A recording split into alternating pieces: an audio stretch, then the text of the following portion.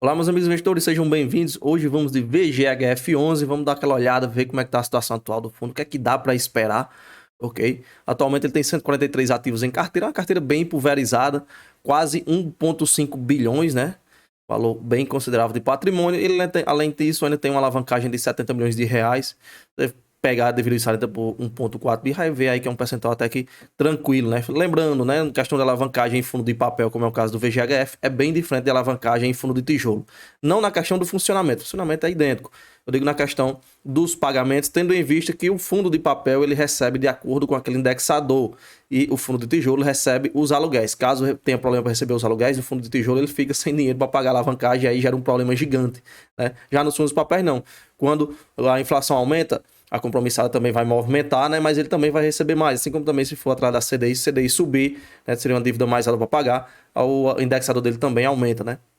Claro, pode ter o caso de um fundo ser atrelado à inflação e ter uma alavancagem atrelado à CDI. Aí não seria tão interessante, né? Ou o contrário, né? O fundo atrelado à CDI tem uma alavancagem à inflação. E aí pode, no momento, ter uma discrepância forte entre um e outro, e o fundo ficar com baixo recurso e ficar com alavancagem cara para pagar. Então é bom estar de olho nisso também. Sempre um vinculado com o outro é mais interessante. No caso do VGHF, né, não vai ser nem tanto que ele é praticamente meio a meio ali CDI e inflação, né, ele tem as duas situações dos indexadores principais, então segue a viagem. A última distribuição foi de 9 centavos por cota, né, a gente pegar os últimos 12 meses, ele vai dar uma rentabilidade acima de 1% ao mês, né, 13,2%, ou traduzindo aí para a inflação, seria uma rentabilidade de PCA mais 8,6%, ok? Ou seja, todo o dinheiro corrigido pela inflação, mais 8,6 em cima desse dinheiro, ok? Teve variação de patrimônio líquido, né? Isso aí sempre vai acontecer nessas variações, um mês sobe, outro mês desce. Ele vai indicar que a variação negativa desse mês foi decorrente da carteira de FIIs. Vocês vêm acompanhando, né, aqui no canal. Eu já venho falando em alguns vídeos. Vários fundos imobiliários estão caindo de preço nesse momento, né? Tem a questão da deflação que vai atingir os fundos de papéis aí daqui a uns 2 meses. Então tem a tendência da gente ver as cotas dos FIIs irem caindo até lá, ou até por quando chegar lá que o dividendo do fundo for reduzido, as cotas naturalmente darem uma reduzida, né? Pode abrir grandes oportunidades, ok? Mas aí pelo outro lado, às vezes acaba assustando quem está entrando ou quem acabou de entrar e ver aquelas cotas caindo, a galera já fica com aquele medo. Mas vocês, pelo menos quem é cotista e é inscrito aqui no canal, que vem acompanhando, já está ciente disso, beleza? Então a gente pode ver grandes descontos nos fundos, principalmente de papéis, ok? Nos próximos 2, 3 meses. Foi adquirido 60 milhões de reais em ativos, né? Vendido 87, a gente vai já dar uma olhada nessas negociações. Ele vai falar também sobre a carteira valor e a carteira renda, né? A carteira valor que ele tem ali para gerar um ganho de capital, um lucro pontual ali, enquanto a carteira renda é voltada para os aluguéis mensais, né? Alguns FIIs com retornos mensais. As ações, por exemplo, ele coloca na carteira valor, que é para ganho de capital, ok? E assim segue. A gente vai já ver essa carteira à frente. O portfólio dele atualmente é 55% de CRIs, tem uma boa posição em IPCA, outra em CDI, tem uma considerável parcela em fundos imobiliários. A gente vai ver esses números mais à frente. Quanto à questão de inadimplências, segue a questão dos CRIs Celina, né? Mas ele tem 1,8% do patrimônio, pelo menos é uma exposição tranquila, né? Mas segue sem pagamento o CRI Celina. Inclusive, quem é cotista do MGHT está nervoso, porque todo o MGHT é dependente da Celina, tanto a questão dos CRIs como os imóveis são referentes à Celina. Trazendo um pouco do que está passando lá no MGHT para cá, né? Algumas informações que a gente tem no VGHF que eu posso passar para vocês. A Celina foi vendida, tá? Foi vendida lá para outro grupo, ok? Esse grupo se reuniu, né? No caso, o MGHT, lá na gestão do MGHT, correu atrás para se reunir com esse grupo para traçar o que é que vai acontecer, né? Como é que fica essa questão do plano. Se foi passado, né, para o pessoal lá do MGHT, que os CRIs Celina, né, será feito um plano aí. A gente já viu em alguns outros fundos, né, as operações ali, os devedores fazem um plano de recuperação, no caso, um plano de liquidação, né, onde às vezes vende ali partes da empresa para tentar pagar os compromissos pendentes ou traçar alguma meta, algum plano para correr atrás e resolver a situação. Então, no caso, os CRIs estão no aguardo, né? O pessoal da MGHT, a gestão está aguardando os novos donos da Celina, né? Passar esse plano, né? Traçar o que é que vai acontecer. Então, tá todo mundo ainda no aguardo, ok? Isso lá no MGHT, que é o mesmo, tem operações também lá da Celina, que é essa que tem aqui no VGHF. Quanto o CRI Guaiacurus, né? Isso aqui já foi até que resolvido. Estava inadimplente, teve a questão do vencimento, e aí 2 terrenos foi recebido como garantia da dívida, né? Então foi resolvido, foi passado o pano nisso. Inclusive, esses 2 terrenos ele tem um valor de 137% do valor da dívida, ou seja, ele paga a dívida toda e ainda fica um lucro acima da dívida de 37%, né? Então, até então, está resolvida a questão do Guaiacurus, e era um peso de 0,7, menos de 1%, e a gestora já está em processo avançado de venda, ok? Sempre tem essa questão do risco quando você recebe uma garantia de um terreno ou de um imóvel que tem uma liquidez baixa, né? Para tentar recuperar esse dinheiro o quanto antes, mas pelo que está falando, a venda está rodando já a passos rápidos. Ok? Número de cotistas, 407 mil cotistas, liquidez muito boa, 3,2 milhões de reais negociados por dia. A gente tem 1 milhão como valor base, aqui está atendendo tranquilamente. Na questão de novas informações no relatório, esse relatório aqui, dele em diante, vai ter novas informações a respeito de ativos da carteira, questão de alocação da carteira valor. Vocês vão ver já mais à frente alguns itens a mais, ok? Ele vai colocar uns gráficos lá mostrando por estratégia, né, por segmento, beleza? Alguns incrementos que a gente vai ver à frente. Na listagem das operações, a carteira bem pulverizada, bem tranquila, a maior posição é o VEGRI. Ele tanto tem o CRI-VEGRI, que é da própria Valora, né? Entra aquela questão do conflito de interesse. Quando saiu essa operação adquirida pelo fundo, deu uma queda de cota, muita gente não gostou. Então segue com a maior posição do fundo atualmente, o VEGRI. Além dele ter 3,13 no CRI, né? Que é a maior posição, na carteira de FIIs dele, se você pegar, a maior posição também vai ser o VEGRI. Ou seja, juntando os dois, vai dar bem mais aí.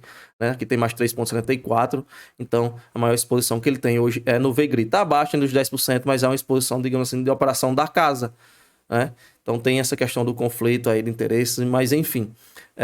Questão de FDICs, ele tem 1,12 somente, aqui a carteira de crise a gente já viu, questão de exposição é bem tranquila no fundo.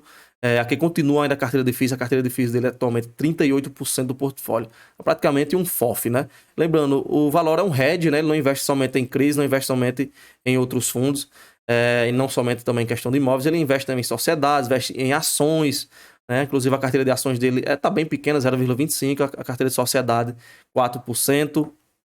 Ok? Aqui nos indexadores ele está com a taxa média de PCA mais 9,77, ok? Pegando já atualizada, CDI mais 3,73, sendo que 56% das operações são atreladas à inflação, 44% atrelada à CDI.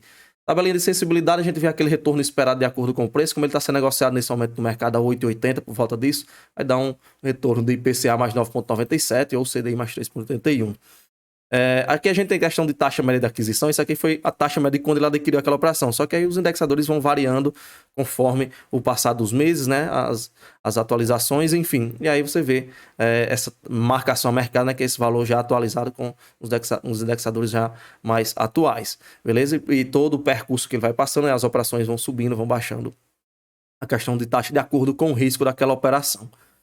Na DRE, a gente tem aqui o de agosto, não teve muita movimentação diferente dos meses anteriores, tá? Que segue bem tranquilo. Só o detalhe aqui que ele usou uma leve reserva para entregar os 9 centavos.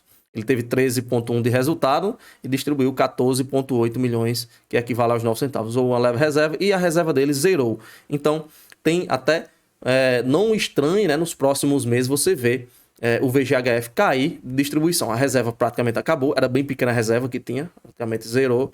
E a gente tem o indexador desse último mês que foi negativo. Então a correção monetária, a atualização tende a vir menor, ou seja, os fundos de geral do papel atrelados à inflação tendem a ter uma redução nos seus dividendos. Então é possível que a gente veja isso acontecer no VGHF. É certo de acontecer? Não. Pode o fundo vender alguma coisa, fazer uma negociação, ganhar dinheiro de alguma coisa, manter o patamar ou até entregar mais, mas a tendência, né, dos fundos de papéis é daqui a 2 meses a gente ver rendimentos menores quando pegar esse último indexador da inflação, beleza? Então, como eu falei, pode aparecer grandes oportunidades de fundos aí a preços descontados, né? Quem sabe, cai o rendimento, a galera toca fogo nas cotas e aí a gente vê fundos caindo de cotação. Aqui algumas coisas que ele adicionou no relatório.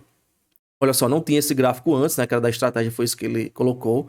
55% a gente até viu, né? São CRIs, 33% são... ele vai separar aqui entre operações líquidas e ilíquidas. O que são líquidas? Que ele consegue vender rapidamente e recuperar aquele dinheiro, né?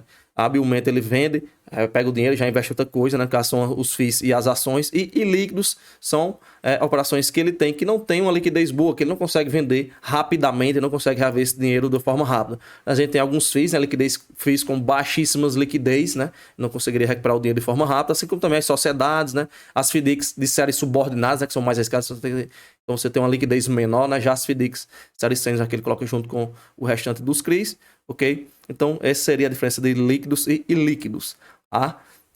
Aqui a gente tem a questão da alocação, a gente já viu aqui, CRIs, FIIs são os principais, né? Quase 40% do portfólio dele é composto de cotas de fundos imobiliários, tá quase um FOF de tanto FII que ele tem em portfólio. Aqui por indexador a gente já tinha isso aqui também, relatório, 44% das operações são atrás da CDI, o restante é tudo atrelado à inflação, sendo que a gente tem algumas proteções contra a deflação, né? No caso aqui 33%. Nesse caso aqui, por exemplo, o mês agora que foi negativo, né? Vai impactar o dividendo daqui a 2 meses, foi menos 0,02. Seria, então ele vai considerar esse 0,02 como zero, vai anular nesses 33% aqui, tá? Que tem apenas a variação positiva.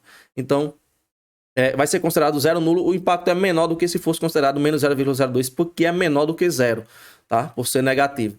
Aí tem uma parte que é com compensação e outra que é um indexador puro aqui, ó, nesse caso aqui, essas operações aqui, esses 21% vai considerar o menos 0,2, né? Então, ou seja, o impacto nesses 21% é maior do que nesses 33%, ok? Aqui por segmento, né, que ele colocou também, a maior parte é voltada para o setor residencial, também tem hotelaria, escritórios, Byte Suite, né? São obras feitas de acordo com o uso do inquilino.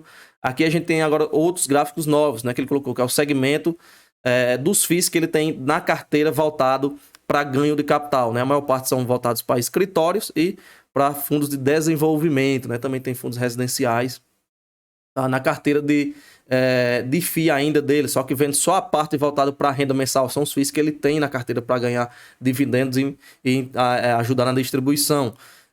Quase 80% são fundos de papéis, né? Tem 21% fundos de escritórios, tá? O telefone tocou aqui, vamos continuar.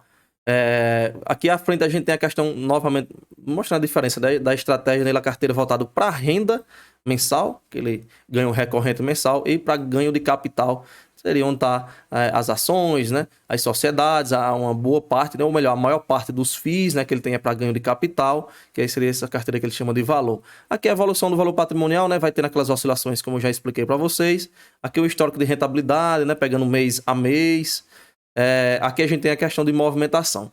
Nesse mês ele vendeu muito a carteira de CRIs, né? Muito que eu digo assim, em relação à venda de fundos imobiliários, né? Ele vendeu apenas 1,4 milhões de FIIs, mas ele vendeu mais CRIs e na questão de compras ele comprou mais FIIs, né? Por isso que a gente vê a carteira de FIIs dele esse mês deu uma subida considerável, né? Tá aquele percentual maior do que a gente tinha no mês anterior, ok? Ou seja, ele vendeu muito CRI e comprou muito FII, beleza? As ações aqui teve só uma questão de venda, né? Ele vendeu quase 2 milhões de reais. Na sociedade ele comprou 2,7 milhões de reais. Se inscreve no canal, tá? Deixa o like no vídeo, participa do grupo Telegram, a gente tá sempre por lá. O link do grupo Telegram vai estar na descrição. Aqui a gente já finaliza o relatório do fundo, a gente conseguiu ver tudo já, beleza? Se inscreve, deixa o like e a gente se vê no próximo.